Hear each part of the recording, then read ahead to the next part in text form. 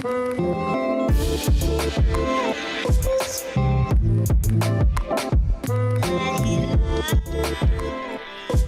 this is Sanyam Bhutani, and you're listening to Chai Time Data Science, a podcast for data science enthusiasts where I interview practitioners, researchers, and Kagglers about their journey, experience, and talk all things about data science.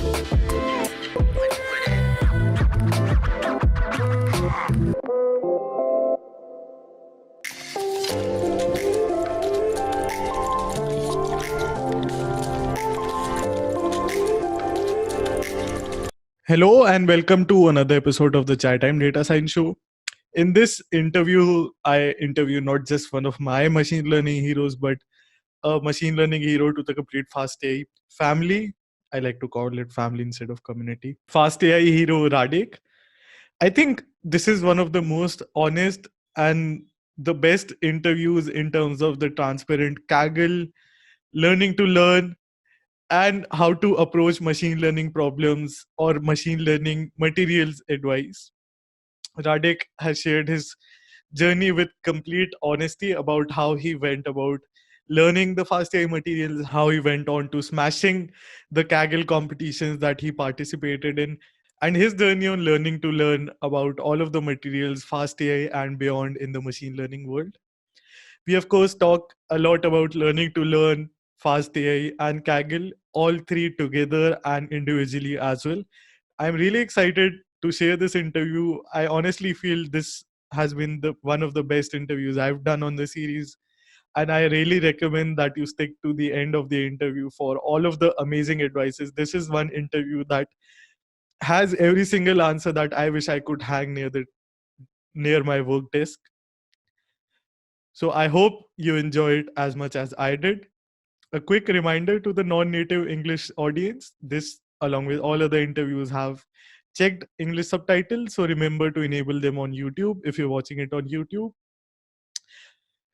Without further ado, here's my conversation with Fast AI hero Radek, all about learning to learn, Fast AI, Kaggle, and machine learning.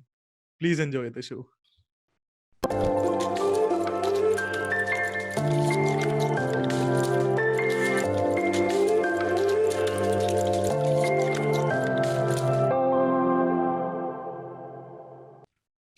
Hi everyone. Today on the show, I have if I may speak for the Fast AI community, a Fast AI hero, Radek. Thank you so much for joining me on the podcast.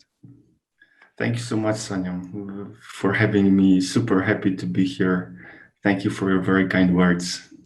Really excited to have you on the show. So this podcast for the audience is slightly different. We'll be talking more about your learning journey and how you went about learning to learn. I believe this is a theme that both of us, I think I became interested in it through you.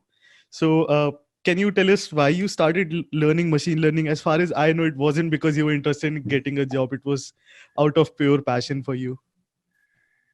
Yes, it may definitely seem like that. Maybe in this setting, I can share the full story. It all started way back when I was working as a manager at multinational corporations in IT. So I had a couple of jobs like that.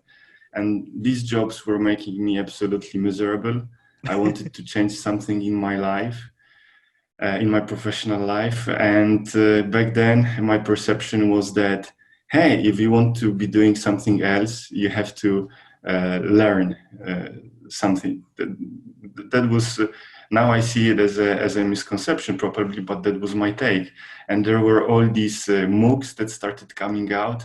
And I thought, let me do that. So I love the experience of doing MOOCs a lot. It was a lot of fun, and I came across the machine learning MOOC from Andrew N, right? Yeah. The one on Coursera with the little robot, and I fell in love. I feel back then with machine learning. Now I think that for quite a while I had the idea of wanting to do machine learning professionally as a job. but it seemed so far out to me that I didn't admit it even to myself back then Okay. for quite a while. But yeah, that's how it started, and since um, I had such a good time learning machine learning, I guess that's where I am now. Okay. Now, I want to pick up another theme, which is setting goals. Now, this is one theme that I picked from you through the Fast.ai forums. But before we talk all about that, can you tell us what led you to starting Fast.ai or even discovering Fast.ai? Pure desperation, pure desperation and luck. So desperation in a sense that up until discovering Fast AI, I would try to recreate the academic curriculum and sort of go through it myself. So a lot of math and things like that, and calculus and real analysis and proofs, and there is a lot of amazing material on YouTube lectures where Yeah. if you want to, you can do that. But this was not moving the needle for me. Like I would be doing all that, and I still wouldn't be able to approach a real life machine learning problem. And the last thing I did before I learned about Fast AI, I implemented Jeffrey Hinton's papers from the 80s in Okay. NumPy. I didn't even know that people were using PyTorch or TensorFlow, honestly. Okay. And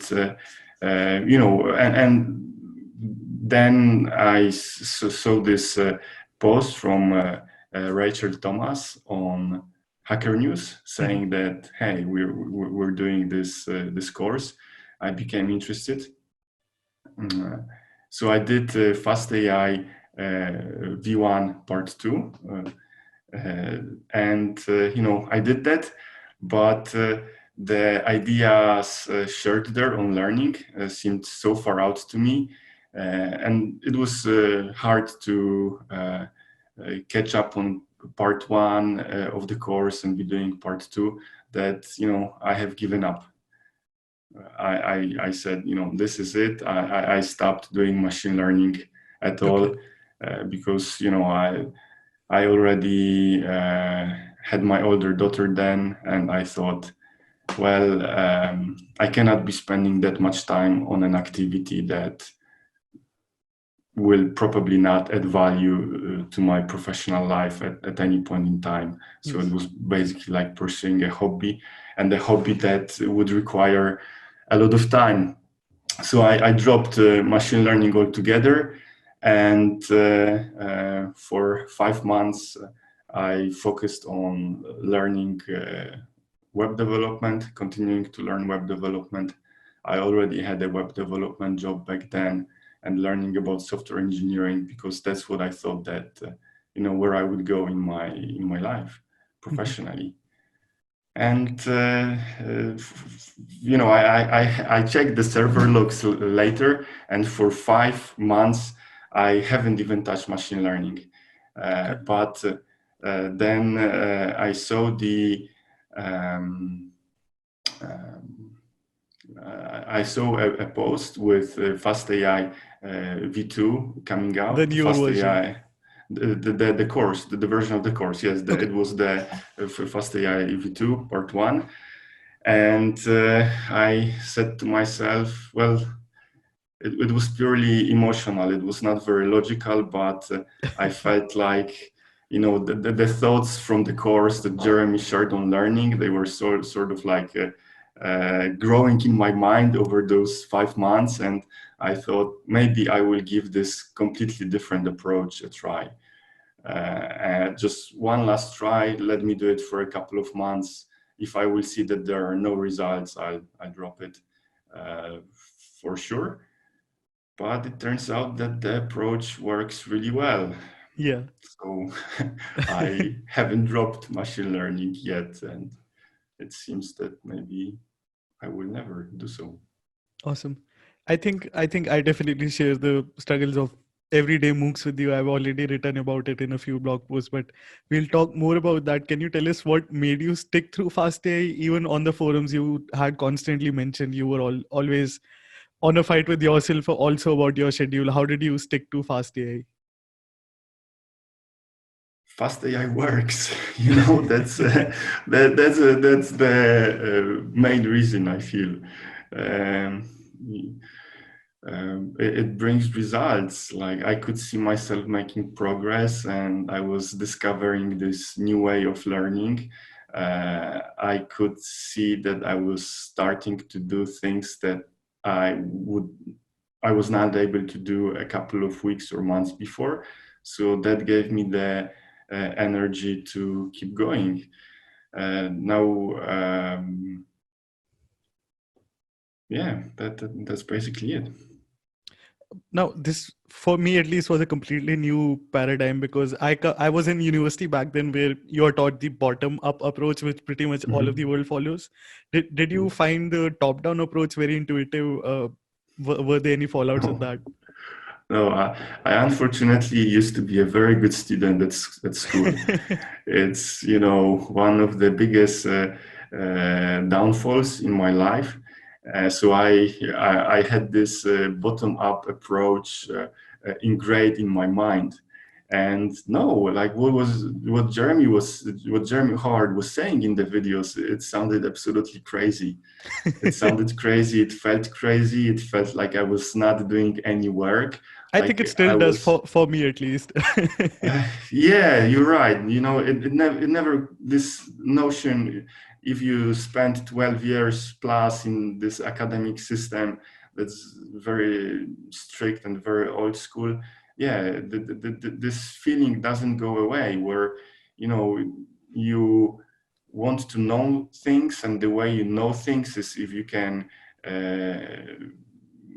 speak out the theory, or you can write out the proof, a mathematical proof. But it turns out I was horribly mistaken, and actually trying to learn something without this hands-on approach. I've seen so many people try to go down this route, and because you don't get constant feedback from what you're working on, you are learning either theory that is not relevant to what you're doing, or you think that you have learned the theory, but in practice, your reasoning has a fatal flaw, but you never discover it because you have no experience doing what you're learning about. So yes, now I'm definitely in the top-down learning approach school Okay. of thought. You had also shared your approach, your initial thoughts, and I remember the title was "What I Will Focus On During the Course." It Yes. sparked a very interesting thread. What were your plans and efforts? How did you invest into the course for the audience who doesn't know you from the forums very well? So it helps to pick what you want to focus on in any activity that you're doing, and this is what this post served as for me, where, I before, as I was writing the post, I would take some time to think about how I want to approach this. Already, it was probably part 2 of V2. I'm not sure when I wrote this, but yeah, I outlined what I wanted to work on, how I wanted to work on things, the projects I wanted to do, and also very importantly, I said what I would not do. This section Yeah. I feel was very important because I was still stuck a little bit in this bottom up way of thinking when it comes to learning. And there are these books. I still have them on my shelf. Oh, you can actually see them. you For the know, audience that is watching on YouTube. yes, the books that I would absolutely love to read, that I would enjoy to read, but and to learn some of the mathematical concepts. But I had the choice: either I will do something that will be effective, that will uh, teach me how to do machine learning, which is what I wanted, or I could invest my time somewhere else. So I chose to invest my time where I felt I would get the best return in becoming stronger machine learning, I would say practitioner, because that's what we say, but in fact, this is what machine learning researchers do. Definitely. I think, and I don't want to start a debate. It's maybe just my opinion from Fast.ai courses also. It's a flaw that has been ingrained in us that unless you know the math, you cannot do anything. Whereas applying something is also a completely different situation, and that's also a learning experience. Yes, but the thing is that you could know the math and you could know the math at a really high level. And if you have just this leg to stand on, you will not succeed. Yeah. And by succeeding, so it depends what definition of success you have. For me, in the context of learning machine learning, learning to do machine learning, I wanted to be in a situation where if I'm presented with a problem, or if I'm presented with some set of data, I would be able to do something useful in a given context. And, it's not that I don't know math or I didn't know math or that I would not be able to learn math at a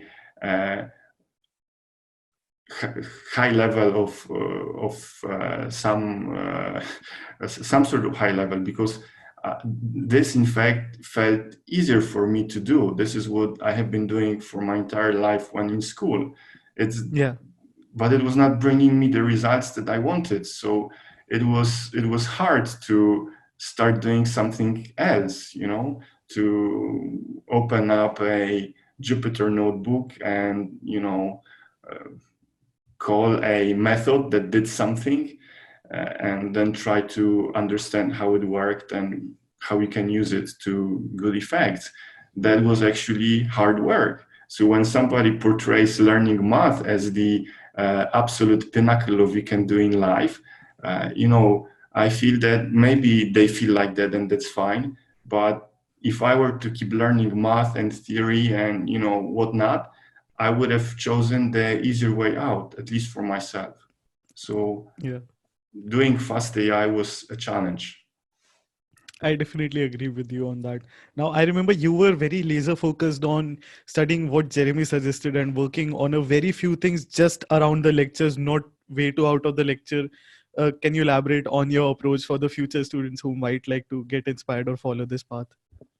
Yes, so I was desperate, So if I didn't know how to get where I wanted to get, and there was Jeremy Howard, and he offered actionable advice, like why should I not try following that regime of of going about things?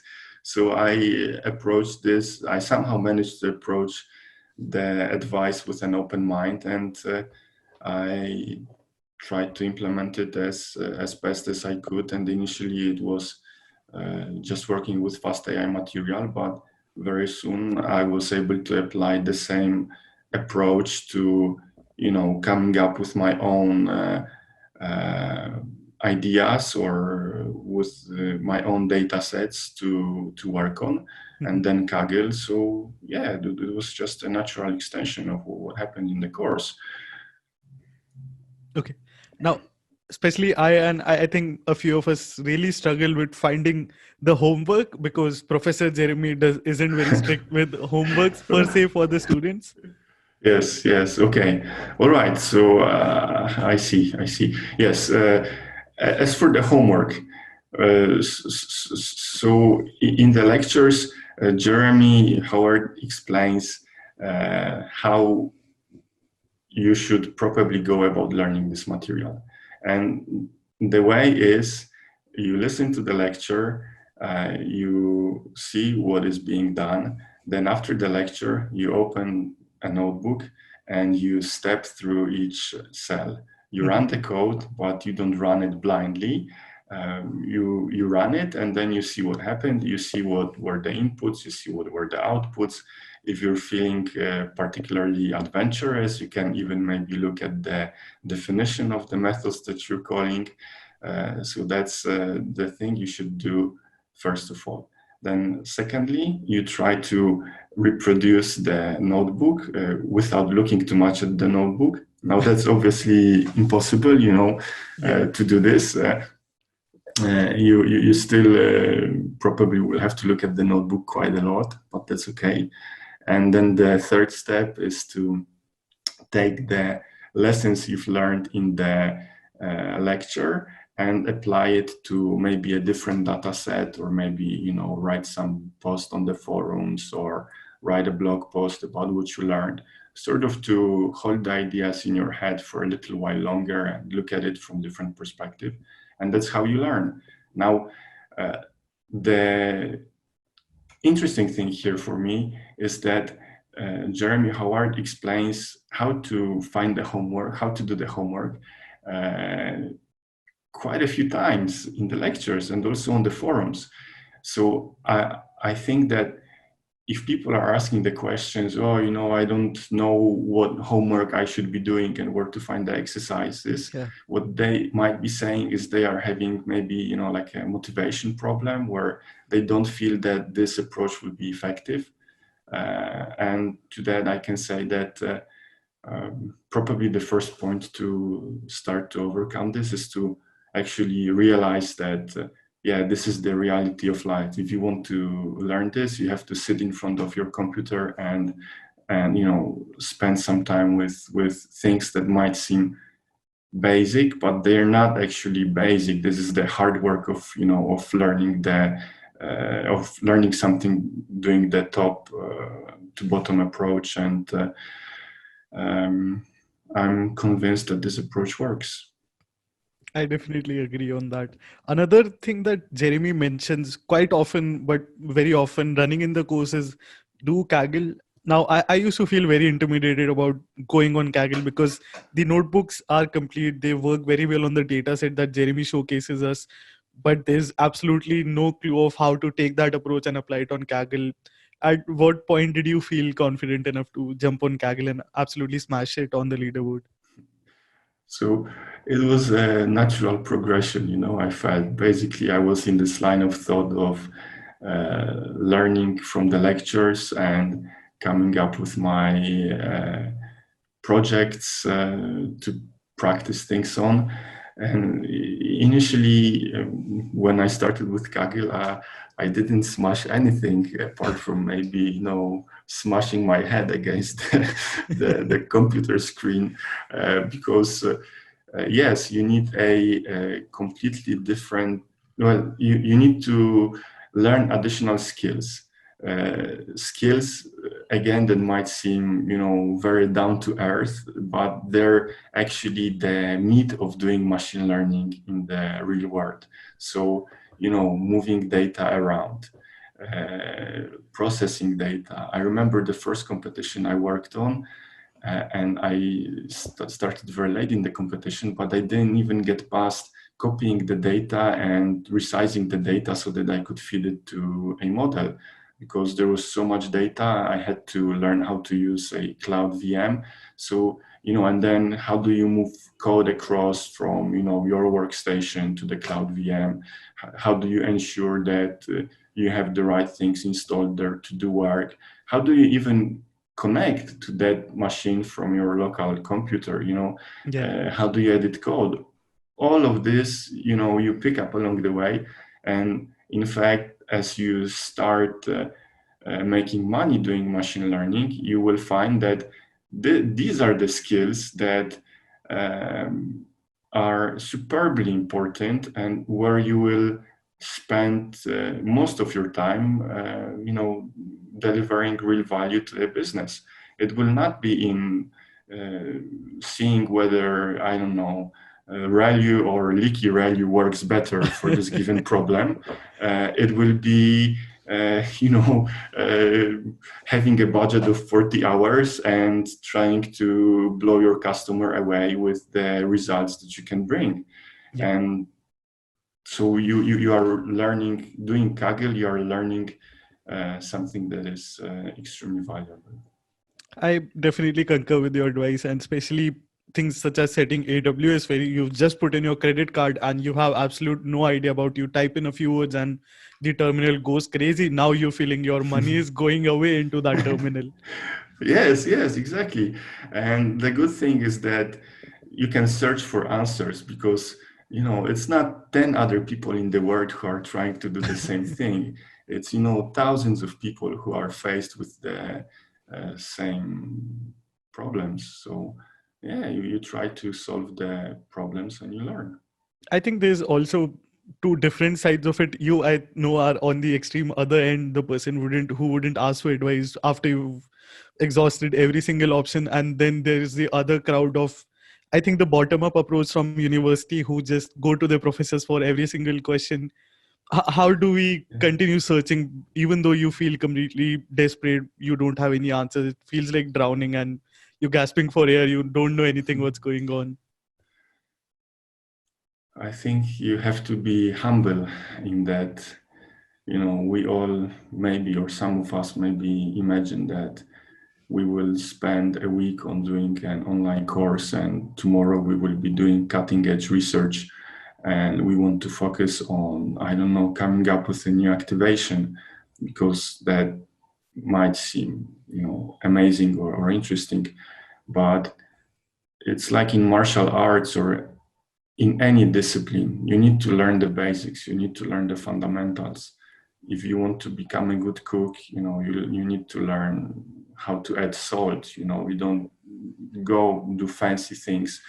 When you want to be a martial arts expert, you will need to practice basic moves over and over again for years.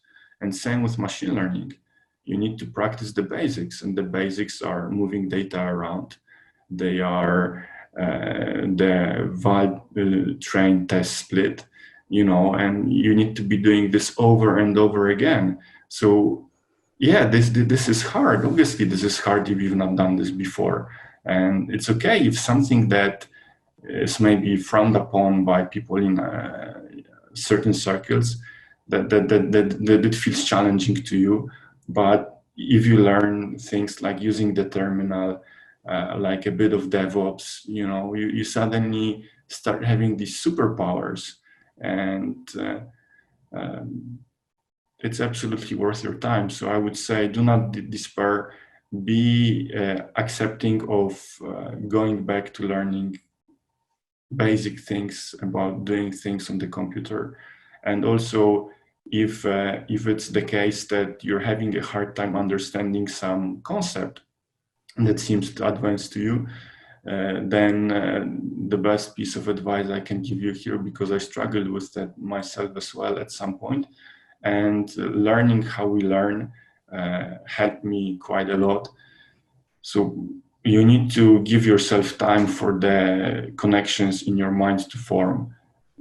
And that basically means that you need to keep reading the material, over some period of time and trying to learn about the concept from different perspectives, sort of like arranging a jigsaw puzzle in your mind. But the key here is you cannot cram things into your mind, or you cannot spend 2 days, and it doesn't work like that. But if you spend 15 minutes over 10 days, 15 minutes every day, then you will see completely different results. I wish I could hang this near my desk and look at this advice every day. I think, and I believe I read this in an article, like Steve Jobs had an intuition for great products, great data scientists have a intuition for data. And I, like you said, it's intuition that builds over years of experience or hours of having absolutely no clue of how things work. Yes, and initially to do something, it takes you 2 hours, but then you suddenly can do that thing in 5 minutes, and and it's like a snowball effect, where it just keeps growing. Yeah. Definitely. Now, talking about teaching basics, I'm not sure at what point this happened, but you've been sharing tutorials and Kaggle starter packs for the community. How was this idea born, and wasn't this taking time away from your learning journey? Why did you invest so much time into it? Because it does take a lot of time. It does take a lot of time, and like fundamentally, I believe that we're all in this together, and like I mean, people who are trying to learn something, and or people who do machine learning. So if you learn something, it's probably nice to see if you can maybe help someone who's on the same path as you are. So there's definitely that, but as a source of motivation for my actions, but that would definitely not be enough to warrant the amount of time that it took to create all these materials. And the reason I did it is that it was a natural extension from from how we talked about learning the Fast.ai material. Basically, I did it to learn. Like each of these starter packs I created because there was some concept I wanted to practice. It might have been a new version of the library or a new technique. It's also awesome for learning how to write code clearly, how to create those tutorial style notebooks, which is what I'm now using at work. I work remotely and I don't see myself ever working from an office ever again. And you have these notebooks, you share them with your colleagues and they can understand what's going on. You also learn good software engineering because software engineering is about dealing with complexity and making complexity become tractable, something that you can put your hands on. And if you're working on a software project, you want this clarity in your code and you want this understanding of what is happening where. So working on this definitely has been helpful. Now, to be completely honest with you and with anyone who might ever listen to this, there's also another aspect. Uh, Obviously, sharing things with people is a lot of fun. There's this component where you share something and somebody likes it, and then you get a dopamine shock and are so that happens. But that's something that I try to be quite careful with because I don't want to be in my actions. I want to be strategic about what I want to achieve. So I don't want to be driven by the fact that somebody I cares about suddenly retweeted what I dumped 10 hours of work into, or 20 or 40 hours. That's not what this is about. So this is something that I want to limit. And to not make this answer even longer, I will say that very briefly that there's also this whole concept of personal branding, and the awesome post by Rachel Thomas, making peace with personal branding. So I haven't made peace with personal branding myself, but I can see how this can be useful. So if you'd like to learn more, definitely go read that post. You can find it in the show notes. Please scroll down. Don't be lazy. It's an amazing write up. Now, I know you've tweeted about this, but how did you overcome the fear of being able to share your code publicly about something that you just learned a few days ago? Yeah, this fear never goes away, and I think this is a good thing. This is the just how things are. If you don't experience that fear, you might actually be an imposter, So having the imposter syndrome means that you're probably doing something right. And I think I'm now even starting to think that going in the direction of what you fear, that is a very good way to pick your route, and because that means that you're doing something important, most likely. It can mean that. And obviously, still for every tweet that I write, there are probably, I publish maybe every second tweet. I'm not sure. And still, when I press the tweet button, I'm like, oh my gosh, everyone will think I'm a retard. And, what am I even saying? But what helps is thinking what are the likely consequences of my actions? Like, will I lose my livelihood? Will I lose my job because of that? Well, probably not. In 100 years, everyone I care about will no longer be alive anyhow. Yeah. In several billion years, something will happen to the universe. So, like, look at the perspective, and it will maybe make it easier for you to press the tweet button. With code, I feel it's simpler, because I don't feel that strongly about showing my code, but definitely showing my thoughts, I still struggle with that. And also, the fear doesn't go away, but it becomes better over time. So, just you have to muster up the courage in the face of the horrible tweet button, and whatever 100 people that will even read what you wrote. So Awesome. Now, coming to something that you performed really well on Kaggle, how do you suggest someone should start working on a Kaggle competition, and at what point do you suggest that they should jump onto Kaggle? as an extension of doing homeworks, if you feel that you're quite happy with how you're doing in the course and you're looking for a new challenge, then pick up Kaggle. I would suggest that you start in a competition early, ideally just after it launches. And that makes an enormous difference, because you will not, if you're just starting out, you will not anticipate how much progress you can make if you work on something regularly over 2 or 3 months, which is how long these competitions last.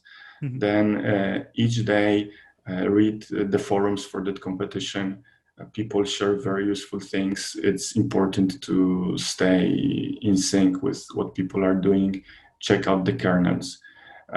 You should start with a notebook which does nothing but submits the sample submission. If you get to this point, that will mean that you already have a working environment set up, that you already have your API key, or or you know how to download the spreadsheet with the results, and you know how to upload them to Kaggle.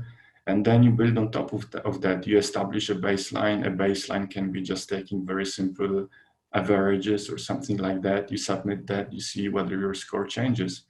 And each day you try to, if you don't have the time to do the work, then at least you spend 5 minutes while you're taking the bus to work, and think how you could improve. Okay. Now, there's also another point when you're in the heat of the competition and you are stuck at a point, you can't go up the leaderboard, people are overtaking you. How do you come up with new ideas at that point, and how do you focus your efforts then? So when working on a Kaggle competition, you are actually building a software product. It's not like training a single model. It's not one smart idea that can get you to the top of the leaderboard. You're building something that will read in the data, will process the data, will train some models, and then will combine the models in some way up until the submission.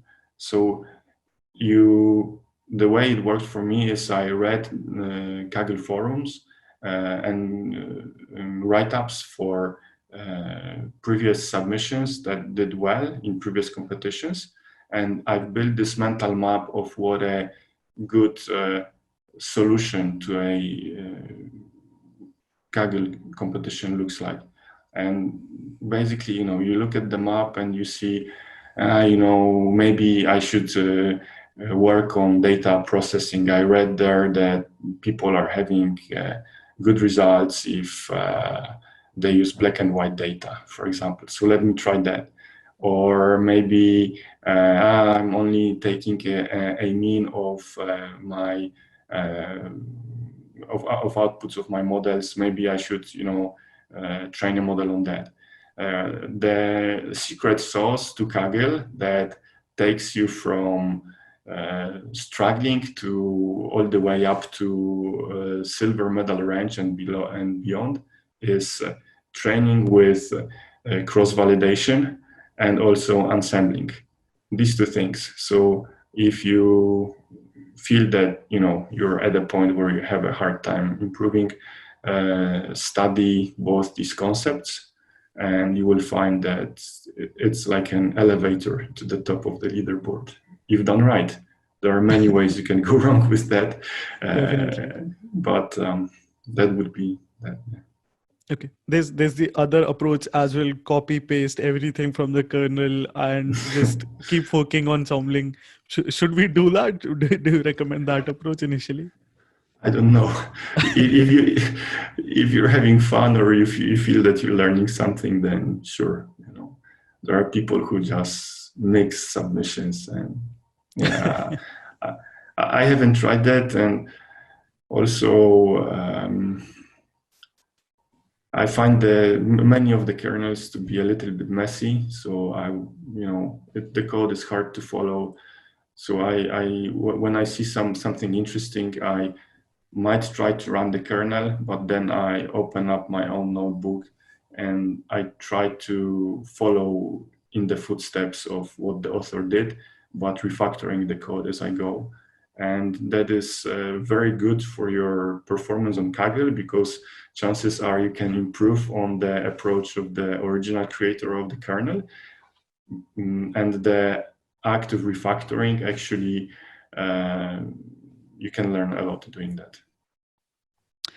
Did you ever finally feel comfortable with starting with a blank notebook? At what point did you feel comfortable? Because that's another point that someone who's very new to this struggles with, and that leads them to copying and starting from there. Yeah, I don't think you ever feel comfortable with that. When you have a blank notebook, there's just so much work that you need to put in to get to some results. Ideally, I would look up a Fast.ai notebook and start there. Or maybe I often go back to some of my notebooks and use that as a starting point. But if I were to honestly start with a blank notebook, well, I would import what I need, which is Pandas, NumPy, and Fast.ai. And from that point, I would focus on reading in the data. And once I am able to read the data, then wow, so much work has already been done. Now just let me quickly train a very basic model and submit, and that would be a lot of good work that has been accomplished. Okay. Now, another thing that intimidates beginners, I know it's not a factor once you get over it, is hardware. People feel you need a huge chunk of hardware to do deep learning competition. And I know your thoughts are very interesting on this. If you could share your thoughts with the audience. Yes, well, if you focus on winning a Kaggle competition or on hardware, then it means that you're not doing Kaggle right. Competing is fun, but it's fun in the same way as playing with shiny objects. It gives you the emotional energy to, to continue. But the real wins of Kaggle are learning and getting to know people. And in fact, you don't need a lot of hardware for that, or a lot of hardware can actually be hurtful to these approaches. Yeah. If you place a constraint on yourself, you can create very interesting notebooks, you can write very interesting things. Having said that, there's still a lot of challenges where you can do very well without having extensive hardware. All the tabular data competitions, which might require maybe a small GPU or might require a lot of CPU cores, but CPU VMs, with 96 cores, they're super cheap, unbelievably affordable. Yeah. Even for computer vision competitions, you can be very dangerous with a single GPU. And it is true that The people on the top, they will often be people who have been doing this for a long time, who have access to a lot of GPUs, who have scripts, who train a lot of models. But well, I don't know. The only competition that I won, it was an unranked competition, but still it had some price, and I won it using a 1080 Ti, a single 1080 Ti. So Which wasn't common in the top 5 rankings for the audience. I'd like to highlight that.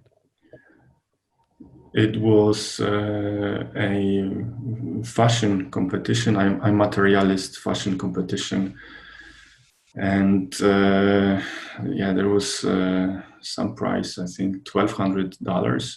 The competition was quite fierce. There were teams consisting of professionals, but this is fun to discuss, but this is really not where the real value lies. So I would absolutely not overemphasize this point. And the biggest upside I got from this competition is that I actually learned a lot because I started in the competition early and I worked really hard on it. And also, interestingly, I got a freelancing gig out of that competition. Okay. And that was quite a good freelancing gig. So you need to take a step back and sort of figure out where the real value lies. And the real value for most people doesn't lie in being in the gold medal range, which is fun, but in doing all these other things. I also want to ask about your opinion now that Kaggle is growing bigger. People start to paint Kaggle as not real data science. You don't learn a lot of things that are useful in the real world. What's your take on that? Yeah, I don't know. I feel it's extremely useful, it's a very good approximation to what doing machine learning in real life looks like. Yeah. It's extremely challenging. You get feedback through the leaderboard. You learn about leaks and about the leakages you can introduce yourself from your validation set to your train set, which is a very important skill. And sure, there's maybe 5 or 10% of what is useful to know that you will not learn there, like how to navigate an organization, or how to think about what data to get, or whether you should focus your organization on getting more data, or of doing something else with the data that you have, processing in a different way. This is something that you don't learn on Kaggle because you have the data presented to you.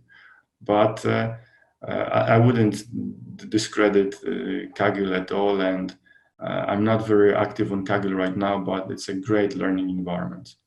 And I think many people in academia would find Kaggle extremely challenging, So it's sort of easy to discredit something if you maybe have not tried it to the extent that you could.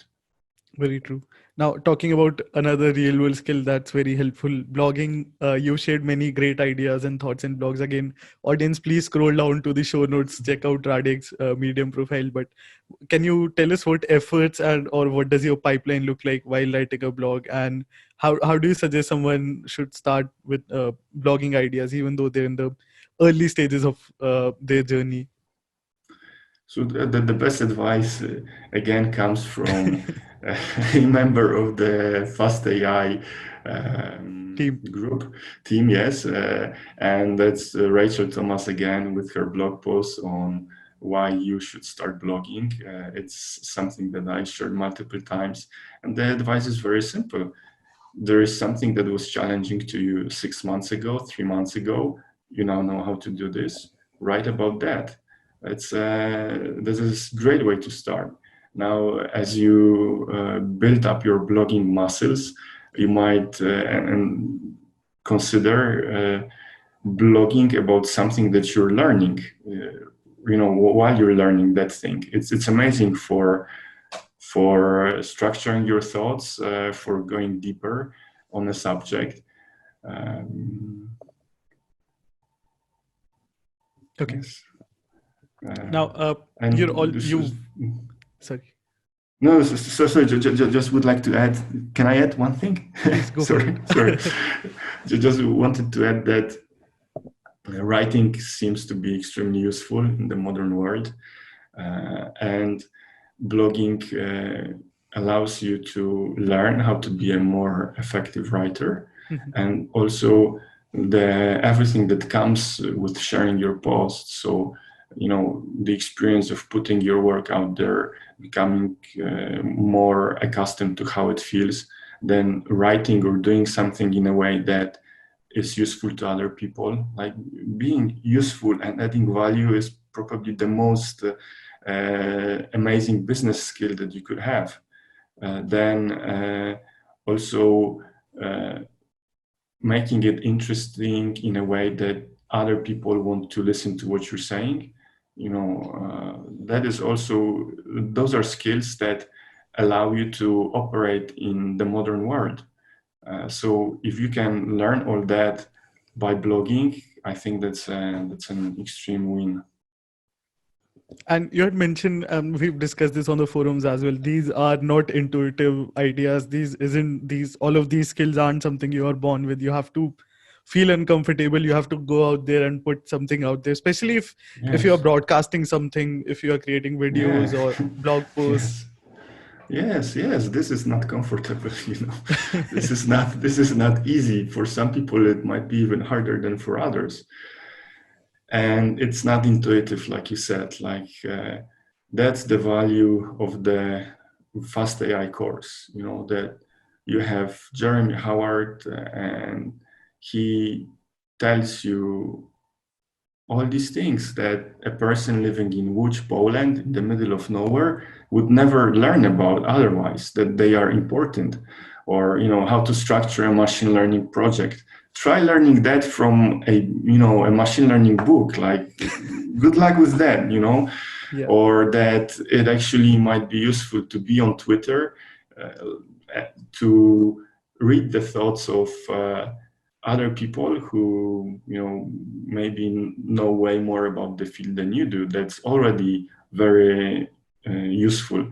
But to try to squish your thoughts into those 260 characters, and that's also another skill that is. And if you ask me 5 years ago, does this sound like something useful to you or something hard, I would say, no, Sanyam, you're crazy,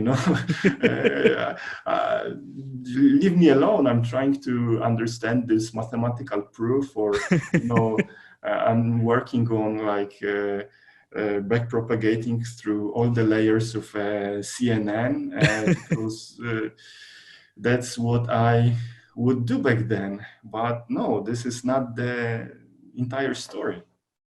To add to that, and now that I'm officially out of university, I can say this to someone who also goes to a university and studies a proper computer science degree.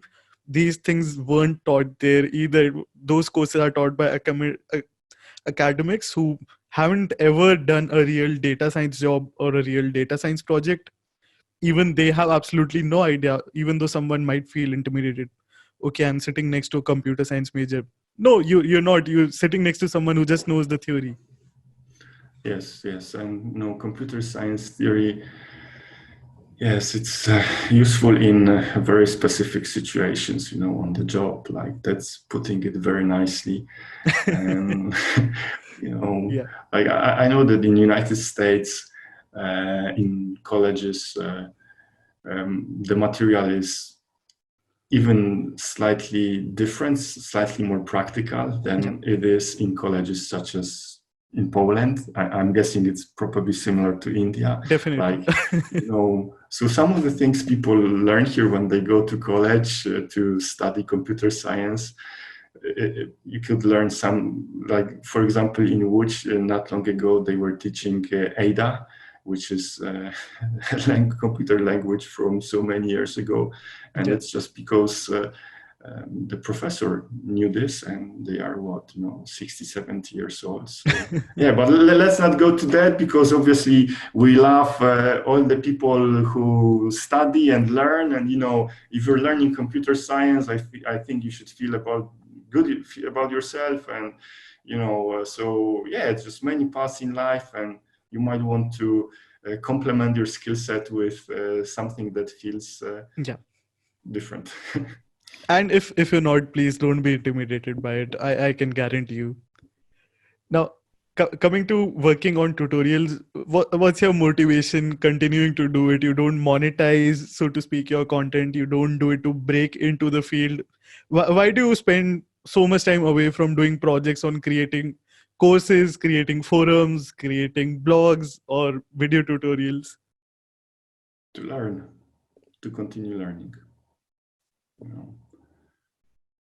Okay. Yeah, that's the answer.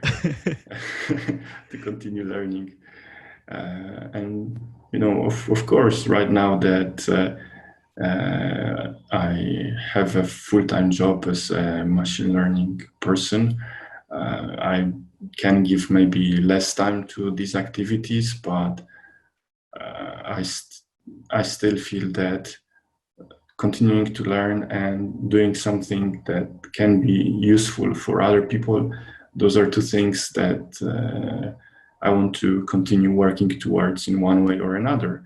And writing tutorials is a super useful way of going about this, a super good way. Awesome. Now, I want to touch upon another topic. You have a wonderful family that you've shared with us on the Fast.ai family forums as well. How do you balance this work about the community, your full-time work, and your family time? And if you have any suggestions. Yes, absolutely. So if I'm reading your question right, basically, because we could go into discussing how having kids actually teaches you so many things that are useful in many contexts. We could discuss that as well. But I think that your question deals with having a constraint on your time. Yeah. How do you deal with that, right? Yes. So, many things become better because there is a constraint. And a great piece of software, the Ruby on Rails library, was written initially on 10 hours a week. I'm sure that if David Heinemeier Hansson, the creator of the library, was able to spend more time on it, it would be different, substantially different. Probably not as good. So, or not as good in the ways that I care about. But specifically with learning, if you have a constraint on your time, you first start to appreciate your time. So, your time becomes important. Yeah. And that's already such an enormous mental shift. And secondly, you also try to come up with ways how to use your time most effectively and figure out what the priorities are. So there are a couple of things that can be very useful here. First of all, work in large uninterrupted blocks of time. An hour and a half, maybe 2 hours, where you have no distractions. You just focus on the work that you're doing, be that learning or programming. Programming is so complex. You need so much information in your head that it takes a while for you to load all the important context in your mind to actually be doing something useful. So if you give 30 minutes to working on something and then another 30 minutes later on, you will be much less effective than if you were to spend an hour straight. And there can be no distractions. So you cannot, look at Twitter, you cannot look at Reddit while you're doing that, because what happens then is all the information that you put in your mind, it goes away and you have to put in work, and it really feels like hard work. That's where you get tired to load up all the information. So, I'm 100% convinced that an hour and a half or 2 hours of uninterrupted time working on something can easily you can deliver more value than a person who's sitting at an office at an open space floor, trying to program where they have all these distractions, people asking them to go grab a coffee with, and meetings and things like this. So that's one thing, and it's super useful. Second thing, you don't become more productive by doing more things. That's a complete misconception. You don't become more effective by chasing more priorities. You become more productive by focusing on one or two things at most. And so the trick is not what do you put into your schedule, what do you take out of your schedule. For me, one such thing that has been taking a lot of my attention and emotional energy, that was Facebook. I stopped using Facebook, and right now when I listen to people talk about Facebook, it's like, I don't know even what they're referring to, because the, the idea that they can keep you connected, that Facebook keeps you connected with people, well, it's a very shallow connection, and it's, in a sense, you stay connected to the people you maybe don't need to stay connected to anyhow. And the advantages are so tiny as compared to going through all the emotional drama and being served targeted ads, that to me this was a super good decision. But maybe there are other things in your life that you might want to remove from your schedule, so that's the second thing. Now what else these are definitely the two big things, I feel. You also call this, I remember in one of your blog posts, the curse of Control plus T or Command plus T if you're from a fancy laptop. But the Command T in a browser is very easy to be tempted into. You open a new tab, you see your bookmarks, and you are lost in time. Yes, you're lost in time, because all these multi-billion companies, they spend a lot of money and a lot of engineering talent to make it appealing to you emotionally, to hook you on all these products. And you have to be aware of that. And if you play this game, well, it's impossible, because you only have this much attention in a day. So remove the distractions, figure out what you want to give your attention to. Awesome. Now, this has been an interview full of amazing advices and very transparent views. Can you give one final best piece of advice to future Fast.ai family members, future students? Yes. Okay. Well, first of all, congrats to you if you found Fast.ai. You've already found an amazing place on the internet, so you must be doing something right. There's a lot of snake oil salesmen in the internet, and many of the educational offerings are actually utter crap. The Fast.ai is different. So congrats to you. And the best piece of advice that I can give you is, I think that enjoy yourself, have fun. And the reason is that I feel that this is a good advice is that obviously life is short, so it makes sense to enjoy oneself anyhow. But also, it's a key ingredient to doing something for a long time. And that's only how you really get to the fun things. Once you've been doing something for not for 6 months, but maybe for 2 years, for 3 years, for 4 years and longer. Yeah. Okay. Now, before we end the call, I'll have your profiles linked in the description. Can you mention the platforms? I'll have Twitter, your Medium link, any other platform that you'd like to have linked in the show notes? Yeah, I'm mostly I'm active on Twitter. By active, I mean not active like some people where they tweet a lot, but if I am to, say about what I'm working on, it would be on Twitter and Fast.ai forums. So definitely, you can look me up there, and I look forward to seeing you on the forums. Awesome. Thank you so much, Radek, for all of your contributions to Kaggle, the Fast.ai community. And thank you so much for joining me on the interview series. Sanyam, thank you. Thank you so much. It has been an absolute pleasure being here. My first, how do you call it, podcast or interview? What was it? My first, okay, my first both podcast and interview. So Sanyam, thank you so much. And see you around.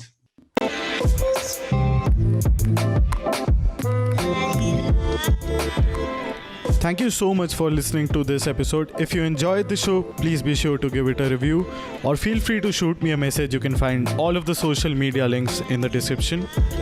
If you like the show, please subscribe and tune in each week to Chai Time Data Science.